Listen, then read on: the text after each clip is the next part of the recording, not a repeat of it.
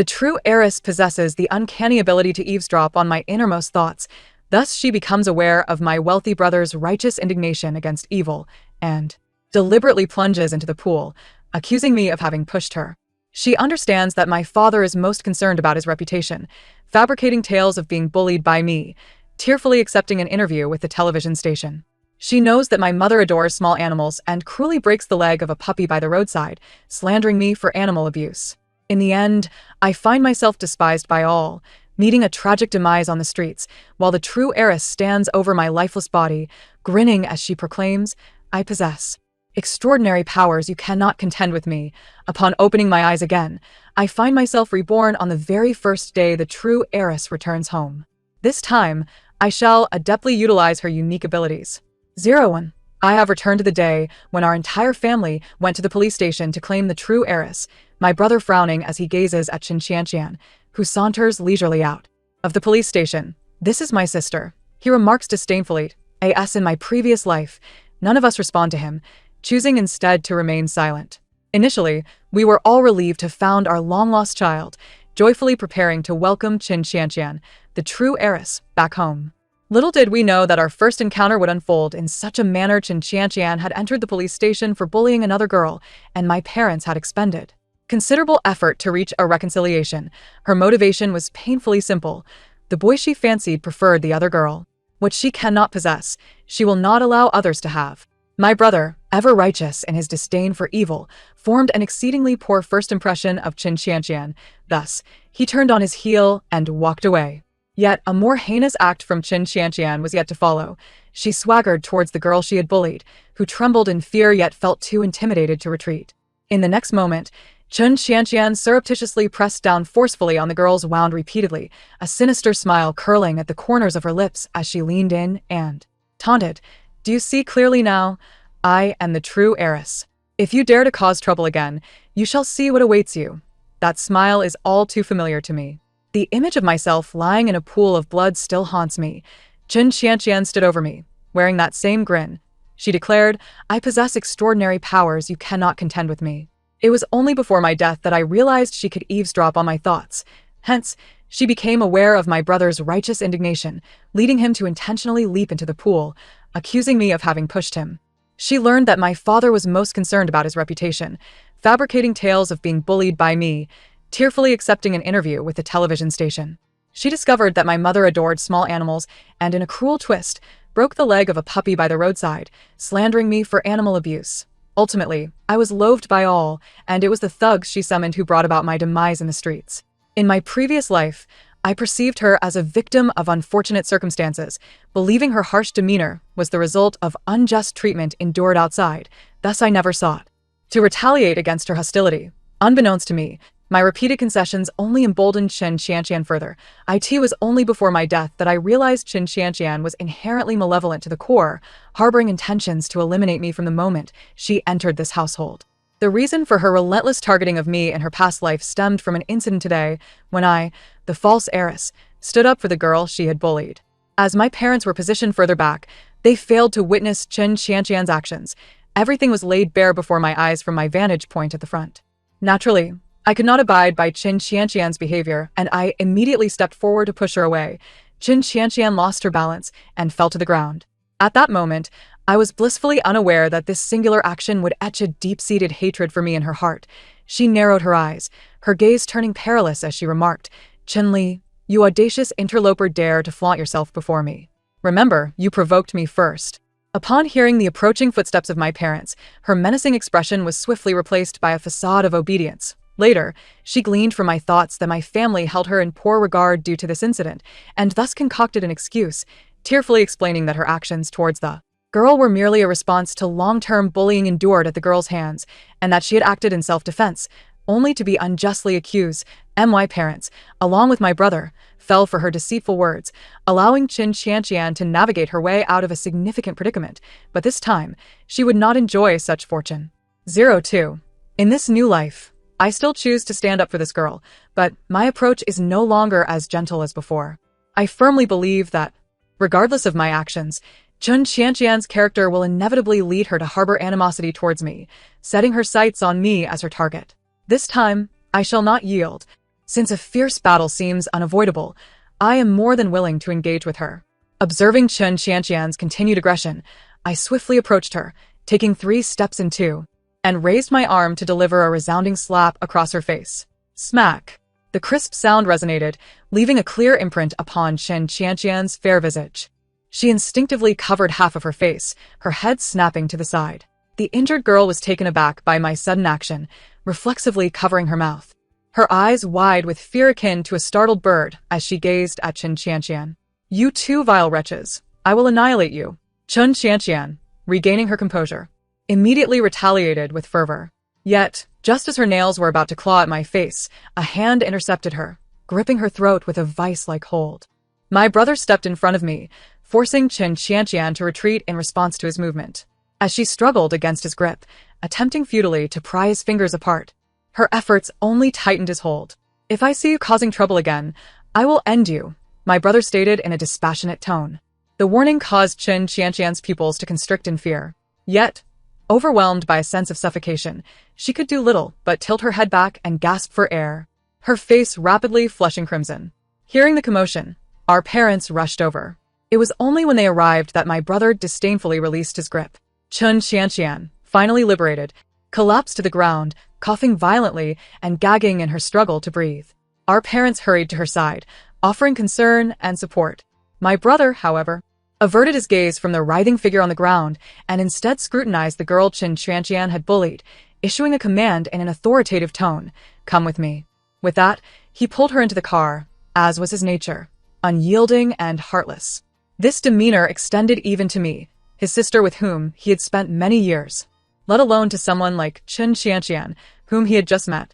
After all, in my previous life, when Chen Qianqian had falsely accused me of pushing her into the water, Chen Cheng had treated me in a similar manner, if not more harshly. I relished the sight of Chen Qianqian in her current state. She was utterly exhausted, collapsed on the ground, gasping for breath. If she found this level of discomfort unbearable, what would she do when this was merely the beginning? Just as my brother departed, I intentionally intercepted him. He stood beside me, and I knew he could see what I saw. I was acutely aware of his temperament. He would never turn a blind eye. "Ah!" Once she regained her composure, Chen Qianqian screamed in a fit of rage, venting her dissatisfaction in this manner. She ungratefully shrugged off our parents' supportive hands. Her shrill voice grated on my ears, causing me to arch an eyebrow in discomfort. I smirked, offering a well-meaning reminder. "Your brother is precisely this way. He cannot tolerate any insolence. So it would be prudent to refrain from such antics in the future." Upon hearing my words, Chen Qianqian looked up, the bruises on her neck starkly visible. She could not dare to express resentment towards my brother, and even if she did, she would not openly display it. Consequently, she would direct her grievances towards me, the easily manipulated faux daughter.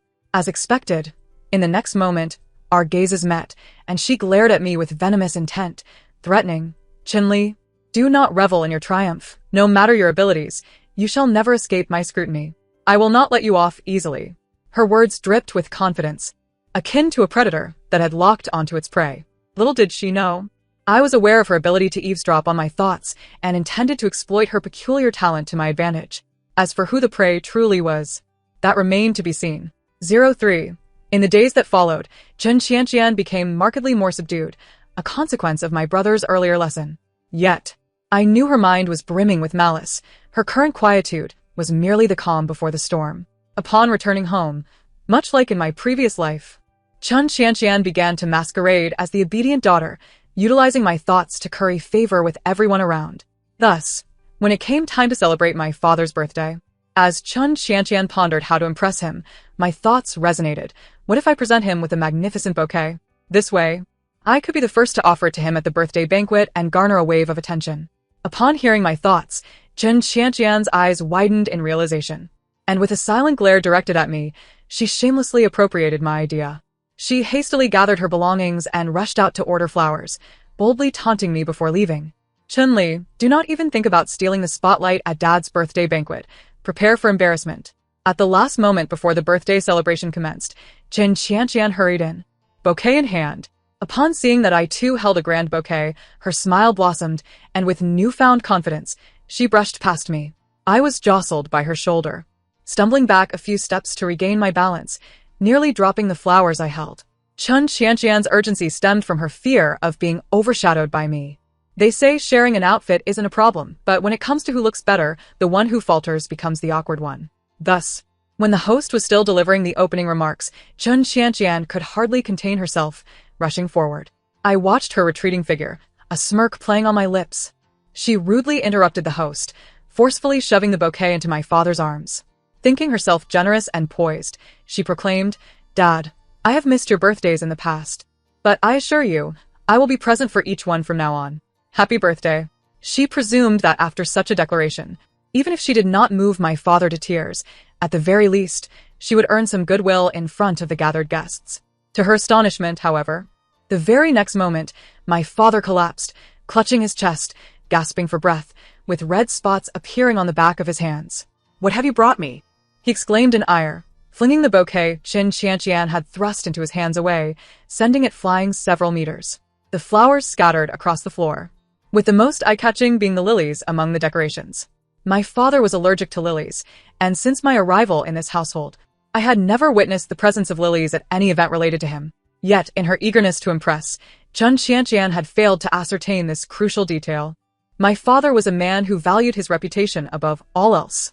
In my previous life, after the incident where I was falsely accused and bullied by Chun Qianqian, he had forcefully compelled me to admit my supposed wrongdoings before the media, demanding that I apologize to Chun Qianqian publicly. When I refused, he had struck me across the face. Now, Chun Qianqian had undoubtedly struck a nerve, as my father had spent days preparing for this birthday celebration. Thanks to her so-called surprise, he was now humiliated in front of friends, family, and business associates alike. I feigned surprise as I approached Chun Qianqian, embellishing my words. "What possessed you to present this to Dad? Are you not aware that he is allergic to lily pollen?" As I spoke, I still held the bouquet I had intended to give my father, a vibrant assortment devoid of any lilies. The stark contrast in thoughtfulness only served to deepen my father's already ashen expression. "You," faced with my inquiry and the scrutinizing gazes of the onlookers. Chun Qianqian's face flushed crimson. With the host's assistance, my father rose, having discarded Chun Qianqian's bouquet. He finally regained his composure. Noticing the unfavorable turn of events, Chun Qianqian quickly squeezed out a few tears, turning to feign remorse. "Dad, I didn't mean to." Her words lingered on the edge of her lips, only to be ruthlessly silenced by a harsh slap from our father. Unprepared, Chun Qianqian stumbled and fell at my feet, the impact resonating painfully even in my ears. "Father, enough. It's my birthday. Let us not make a scene," I interjected, stepping in as a peacemaker as the situation escalated. Chun Qianqian glared at me defiantly, a trickle of blood seeping from the corner of her mouth. With a disdainful snort, our father turned away, not sparing her a glance. "Leave now. You needn't attend any of my future birthdays." Chun Qianqian, taken aback, found it hard to believe. Yet what was so surprising? She had publicly slapped our father today. A man so proud would naturally seek to humiliate her in return. Ultimately, I returned to my place, swirling my wine glass as I watched Chun Qianqian continue her tantrum at the birthday party, refusing to leave.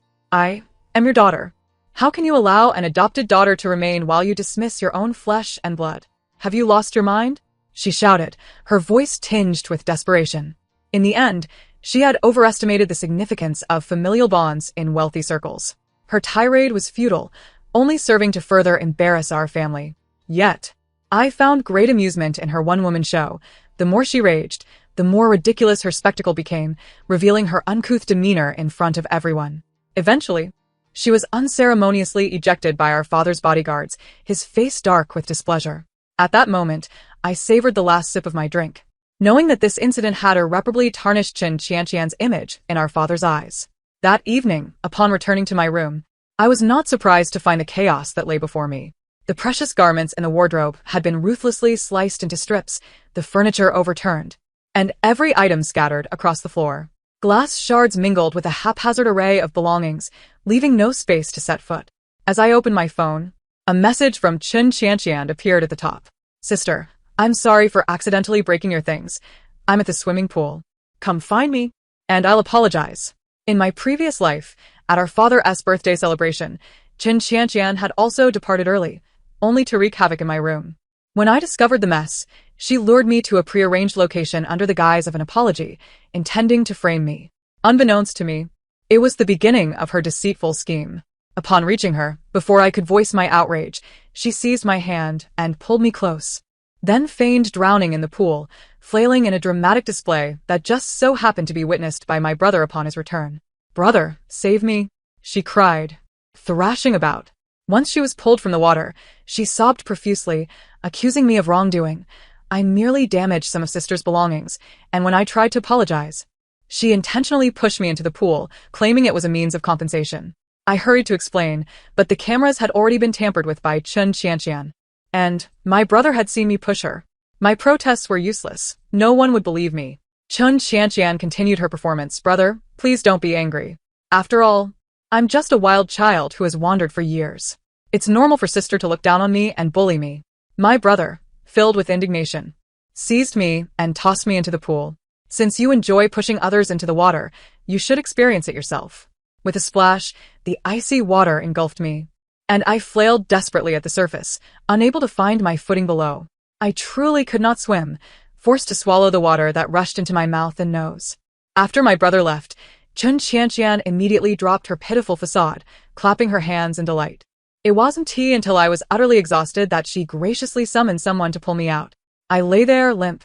"I warned you not to provoke me," she sneered, tossing that remark over her shoulder as she turned to leave. Closing my phone, I chose to go to the location Chun Qianqian had designated. Like in my previous life, she stood casually at the edge of the pool, confidence radiating from her. Seeing her so self-assured made me smirk. If only she knew that all her schemes would ultimately serve to benefit someone else. I approached and stood before her. "Sister, are you feeling angry? There's even more fun to come," she teased, winking playfully and extending her hand toward me. At that moment, the sound of brakes from the back door echoed. My brother had arrived. I did not shy away. Instead, I grasped Chun Qianqian's arm and swiftly shifted our positions. She found herself in the spot I had just occupied, and I released her hand, allowing myself to plunge into the pool. "Chun-Li," my brother's voice called out just as I touched the water's surface. The water was as frigid as in my past life, and as I fell, it rushed into my mouth and nose. However, unlike my previous experience, I was quickly rescued by my brother's aides. Trembling, I wrapped myself in the towel he offered, preemptively pleading on Chun Qianqian's behalf. "Brother, please don't blame Qianqian. She was upset after being scolded by father today and sought to vent her frustrations on me. After all, she is the true daughter, while I am merely an adopted one." Before I could finish my sentence, Chun Qianqian seized my hair, her teeth gritted in fury. "How dare you frame me?" "Ah!" I cried out in pain, instinctively tugging at my own hair. Little did I know, this very action solidified her accusations against me. Just as she raised her arm to strike again, my brother seized her by the throat, compelling her to release her grip on me. Chun Qianqian looked at him, mouth agape, but before she could utter a word, he dragged her to the pool's edge. With his temper, he would offer her no chance to explain. He forcefully pressed her head down into the water. "I warned you last time. If there's a next time, I'll make you pay," he stated coldly, his words devoid of emotion, yet chilling to the bone. The last incident had already left a poor impression of her on him, and this time, his disdain was unmistakable. Chun Qianqian, held down, seemed on the verge of losing consciousness, desperately thrashing to break free. My brother judged the moment to be right and lifted her, only to push her back down again, repeating this several times before finally releasing her. Chun Qianqian emerged, gasping for breath, looking like a drowned rat, collapsing on the ground and coughing violently while clutching her throat. My brother paid her no mind, leaving without a backward glance. I stood up and kindly draped the towel over her shoulders. She attempted to resist, but she lacked the strength to do so, lying there panting heavily. I pinched her face, examining her closely. Her eyes, bloodshot with rage, glared at me as though she wished to consume me whole. Unfortunately for her, she lacked even the strength to stand, let alone fight back. "It seems you were right," I remarked, releasing her face with a mocking laugh. "It is indeed quite entertaining." The following morning, an unspoken agreement hung in the air as neither of us mentioned the previous day's events. Yet, Chun Qianqian's hands trembled even as she attempted to eat breakfast, likely a reflection of her pent-up frustration. Finally, she was tasting the bitterness of being at a loss for words.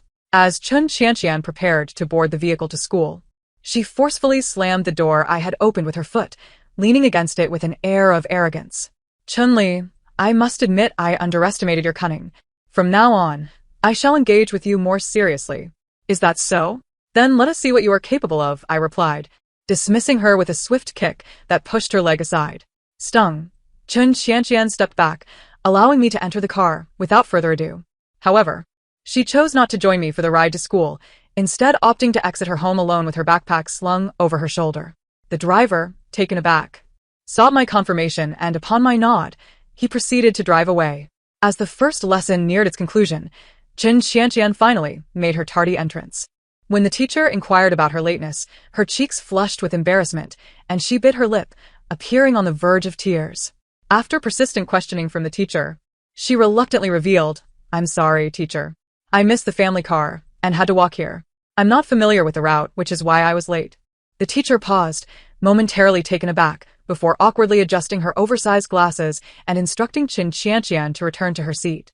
By this time, several classmates had begun to whisper amongst themselves, sensing something amiss. Aren't Chen Li and Chen Xianxian family? Why didn't they come together? Surely they had a car. It wouldn't come to her walking here. Indeed, and since Chen Xianxian is new to the school, she would surely have the driver take her, unless... Their conversation abruptly halted as they turned their collective gaze toward me.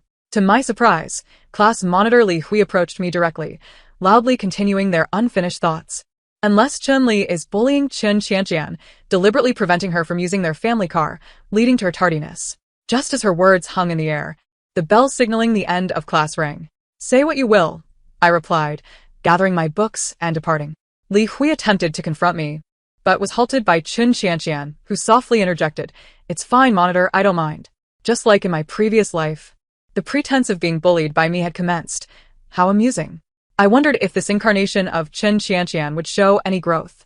Over the ensuing month, Chen Xianxian consistently arrived late, albeit by varying degrees, all to ensure that everyone was thoroughly convinced of her victimhood at my hands. Her antics garnered the attention of the justice-seeking Li Hui, who befriended her. Li Hui would often confront me regarding Chen Xianxian's situation, yet I chose to remain unresponsive. Until one fateful day, when Chen Xianxian was locked in the equipment room, missing the opportunity to register for an international competition, and spent the afternoon in tears.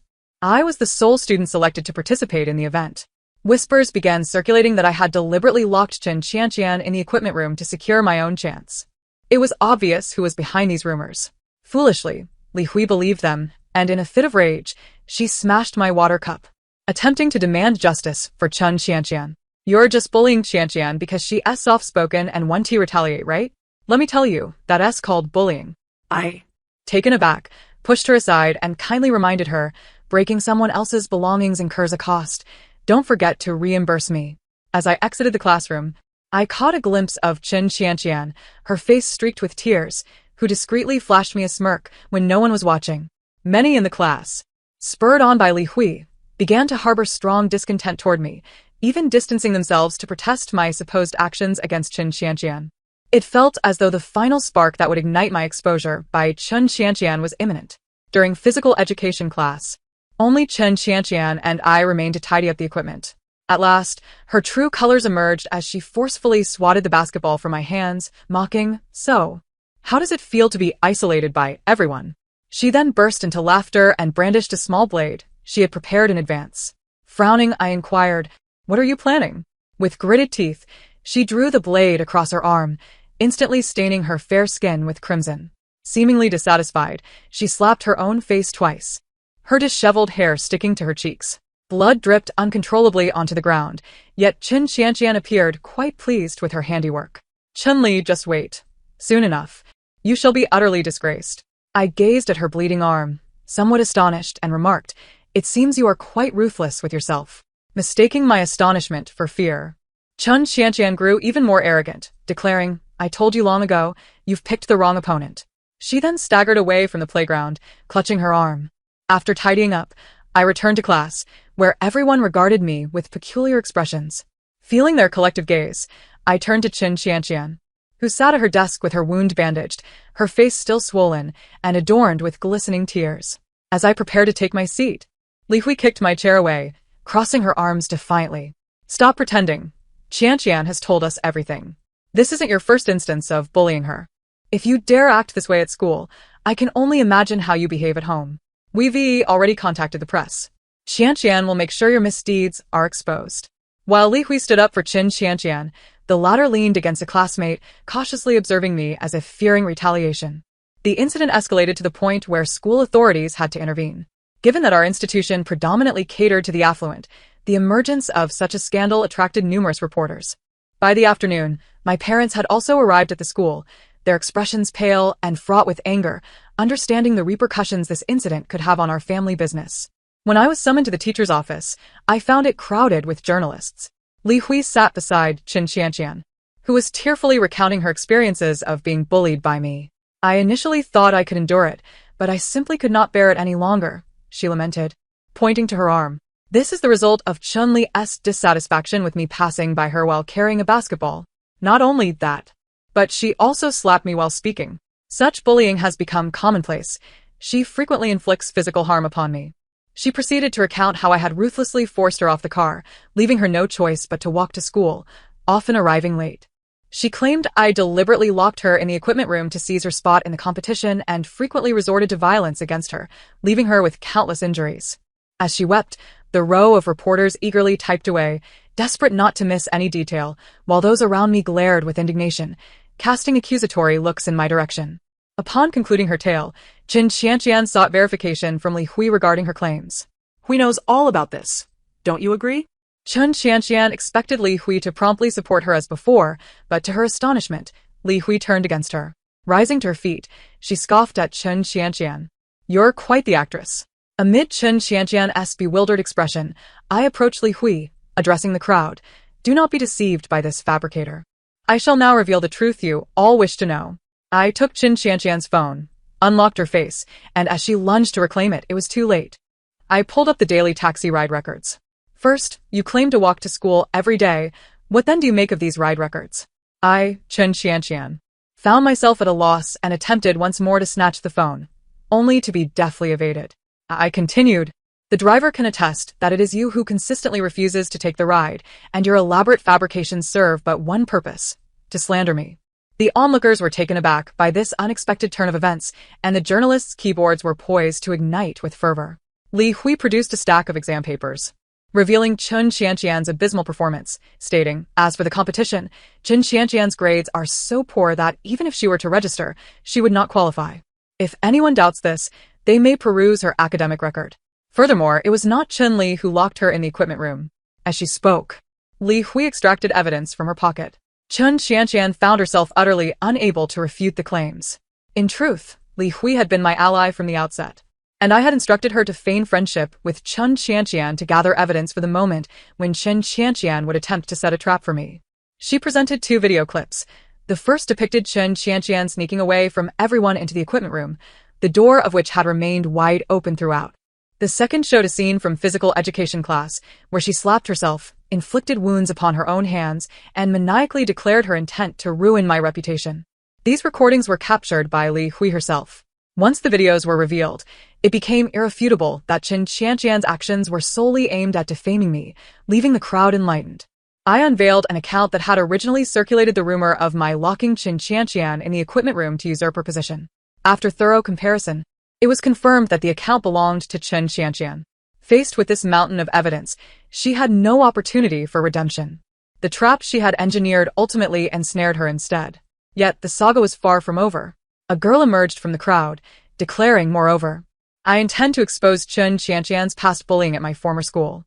The very girl who had been victimized by Qianqian stepped forward, bravely recounting her misdeeds before the assembled media.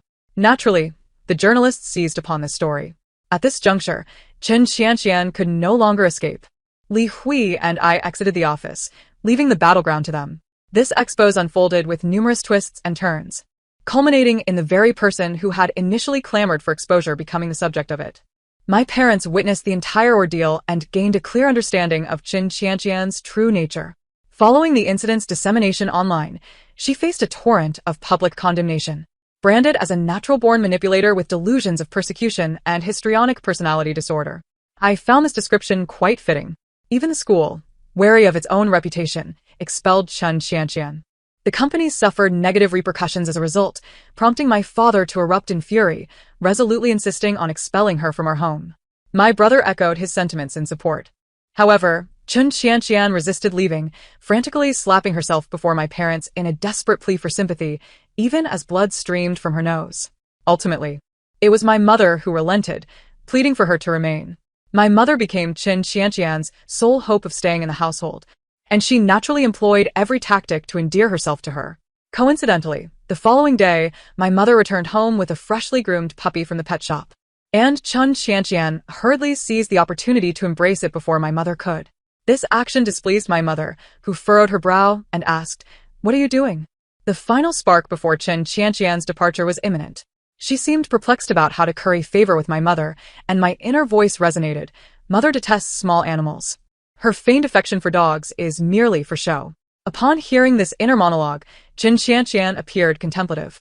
At that moment, the pet shop owner kindly warned, "Madam Chun, recently the property management informed me that someone has been abusing stray dogs and cats in the neighborhood. It is likely someone nearby. Please keep an eye on your yuan bao to prevent it from wandering off."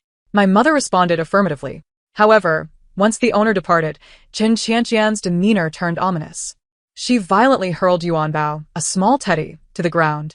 The poor creature yelped in pain, and to my shock, she followed up with a kick, sending Yuan Bao tumbling to my mother's feet. I was astounded by Chun Xianxian's actions. My intention had merely been to have her confess her disdain for animals, expressing thoughts contrary to my mother's in hopes of inciting her ire. I never anticipated that she would resort to physical violence against Yuan Bao. Yet, she subsequently uttered words that left me even more astounded. With a sycophantic gaze directed at my mother, her eyes glimmered with an unsettling light. "It turns out, mother, we share the same interests. These creatures are utterly vexatious. Every time I hear their sounds, I long to eliminate them. No wonder we are mother and daughter." In my previous life, I had thought Chun Xianxian's cruelty towards the puppy was a scheme to ensnare me. I now realized this was a recurring pattern of hers. My mother opened her mouth, but could not produce a sound. In fact, I was responsible for those incidents in the neighborhood as well. I have to find an outlet for my frustrations. I gazed at Chun Xianxian in disbelief, while my mother could bear no more. Before she could finish her sentence, I seized the ashtray from the coffee table and hurled it at her feet, shattering the glass. "Perverted monster, shut your mouth." Chun Xianxian was startled, losing her balance and falling to the ground. My mother rushed to pick up Yuan Bao. I lunged at Chun Xianxian, delivering a flurry of kicks while berating her, until 2 bodyguards summoned by the housekeeper restrained me. My mother, seething with rage, pointed towards the door, declaring, "Get out. I will pretend you were never my daughter. I will pretend I never bore you. Never show your face in front of me again." Chun Xianxian, bruised and battered from my assault, was about to retort when my mother demanded her expulsion from the home. The composure she had maintained vanished, replaced by sheer panic. Losing my mother's support meant she would be severed from this family. She had clawed her way into a life of luxury. And now she faced the prospect of descending into poverty. Naturally, she resisted. "Mother, I am your biological daughter. You choose to keep something without blood ties and cast me out. How could you do this to me?" As she prepared to employ her usual tactic of feigning helplessness and kneeling for pity, my mother summoned the bodyguards to throw her out. "Leave. If you dare to appear within our sight again, I will show you the true methods of the affluent." These were my mother's final words to Chun Xianxian. At this moment, everyone saw her true colors. Following the exposure of her animal abuse, Chun Xianxian faced an even greater wave of online harassment. Her adoptive parents also disavowed her. I kept a vigilant eye on her whereabouts, for the vendetta from my previous life could not simply be forgotten. To my astonishment, before I could act, I received news of Chun Xianxian's demise. Desperate and cornered, she had sought refuge with her delinquent boyfriend. However, the photos circulating online revealed a familiar face, the very individual who had conspired with Chun Xianxian to orchestrate my demise in my previous life. After just half a month of cohabitation, Chun Xianxian found herself pregnant. Yet, she proved to be no fool. Unwilling to bear the child of her delinquent boyfriend, she insisted on terminating the pregnancy. Naturally, he vehemently opposed this, resulting in a fierce argument. In the ensuing chaos, Chun Xianxian was accidentally stabbed by her boyfriend and rushed to the hospital, where she was ultimately declared dead. Her boyfriend, terrified, fled the scene, only to be apprehended before he could even reach the train station. I closed my computer. To perish so effortlessly truly seems a boon for Chun Xianxian. However, my entanglement with her has reached its conclusion. Henceforth, I shall embark on my own journey. The tale has come to an end.